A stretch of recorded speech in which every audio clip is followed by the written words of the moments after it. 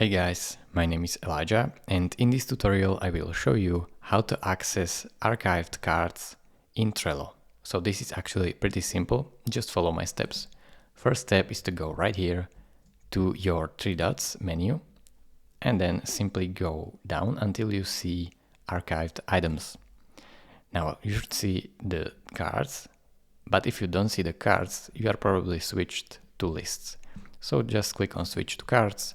And here are all of your cards. You can also search for them in this bar, or you can restore them or delete them.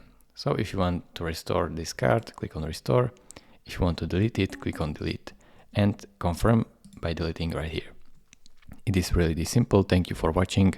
If this video was helpful to you, consider subscribing and liking this video. And I will see you in the next tutorial. Bye bye.